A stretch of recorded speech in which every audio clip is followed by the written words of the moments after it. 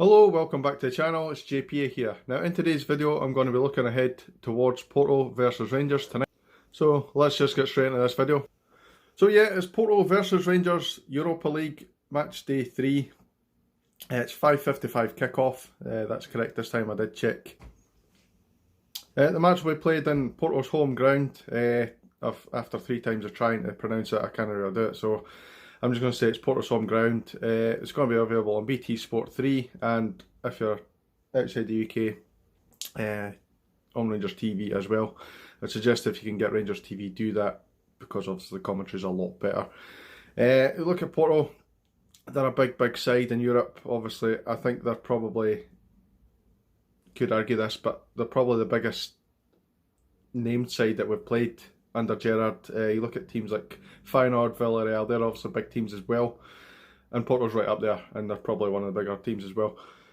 Not doing too well, not doing too badly in the league, sorry.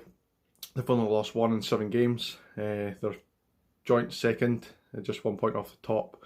They won their last game 5-0 in the Portuguese Cup. They also lost their last Europa League game, which I believe is the only Europa League group stage game that they've actually lost. It's the first time they've been beaten in the group stage in this competition, so that just shows you how good they are. Didn't get fooled into thinking because it was Feyenoord that beat them and we beat Feyenoord, we're therefore going to beat Porto. Porto are really good. Are they the big team that they were a good few years ago, maybe 15 years ago, when they were beating Celtic in Europe, UEFA Cup final? Sorry, I just had to get that in there. And obviously winning the Champions League as well. They've not got the big name players that they did have back then, but they do have very good players. They've got Shoya Nakayama, Japanese midfielder, signed this season. Very good player, very attacking minded, and he'll cause us problems. They've also got Alex Telles, who's an attacking left back from Brazil. And just to let you know how good this guy is, he's been touted as the next player to leave the club in a big money transfer, possibly to Real Madrid, who are looking to replace Marcelo long term. So if you're looking to replace one of the best left backs in Europe, then you're obviously doing something right. So that just shows you the calibre of player that we're going to be up against. They've also got Pepe, which I'll talk a little bit later on about. Well, obviously he's battling Morelos. Very experienced defender, knows every trick in the book, and he'll be a difficult opponent. Looking at us, Ryan Jack is now back. He's set into play. Ryan Kent looks likely to play, or at least feature at some point. I've got to discuss Tavernier, and I think that's pretty obvious why. Obviously the last couple of games he's made high profile errors, and I keep trying to defend him, but it's sometimes a little bit difficult to defend, because obviously as a defender, when you make a mistake, it inevitably costs a goal, which then in turn costs you points in games, which is difficult.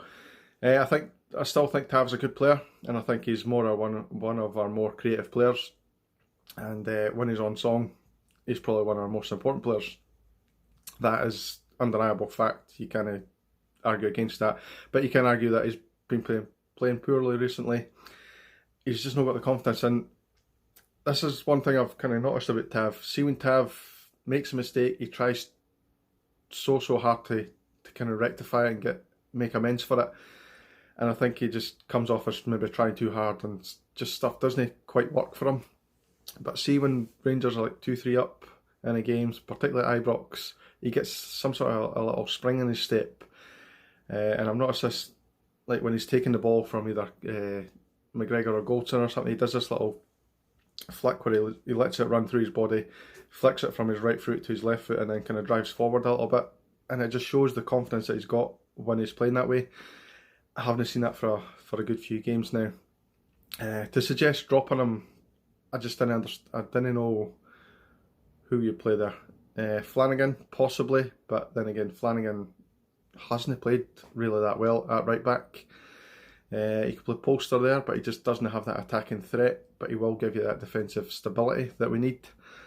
Suggestions of maybe Tav playing a little bit further forward, Is that my hair? I think it's a grey hair there. Sorry. Back to my point, sorry. Playing Tav possibly a little bit further forward is an option. Could we even take maybe Ojo, who isn't playing particularly well, and playing Tav in that almost wing role, and then maybe a couple of defenders behind him. Ryan Jack will help out a lot. Having a right back behind him will help a lot. And he'll be free to kind of fire in crosses and stuff. It's certainly an option. I don't know whether away in Europe in a big tough game like this is going to be the time to probably try that out. You're probably better at Ibrox against a weaker opposition, i.e. Hamilton or something like that. The other thing I was going to discuss is Pepe versus Morelos, which is an obvious thing. It's going to be such an epic battle between these two guys. Pepe is obviously a very, very experienced defender. He's been at some of the biggest clubs in the world. He played also alongside Bruno Alves for his country. And I think to this point he's still getting picked for his country at 36-year-old, which tells you how good he is. He's obviously very, very experienced. He's won European Cups and stuff. He's won trophies with Portugal. He's won trophies with Real Madrid. He's kind of expressed how valuable he is to his club. Very, very experienced. But he's got this little nasty streak in him. He likes to pick up a red card, but he also likes to wind up opponents. And when you're going up against a player like Morelos, who we know in the past has been easily wound up, you can see what kind of powder keg matchup this is going to be.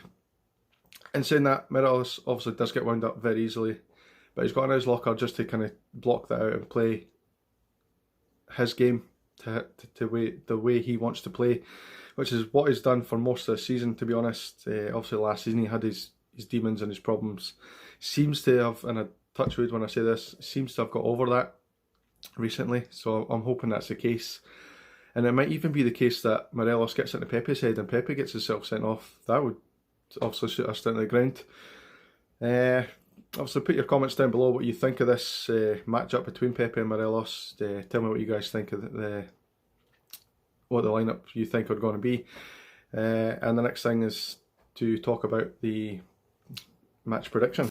So in terms of match prediction, I really wanted to go positive with this one, but I just think the difficult game that it is, it's such a difficult task to ask us to go away and win.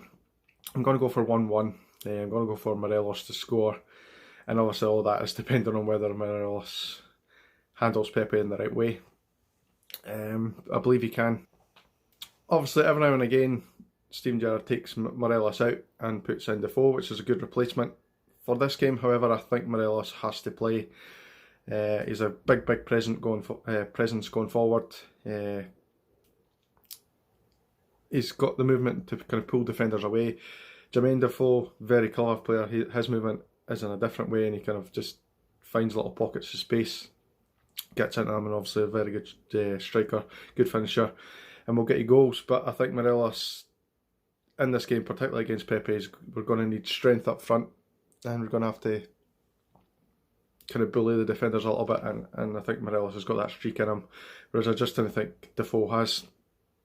So that's why I'm going for Morelos to score the goal.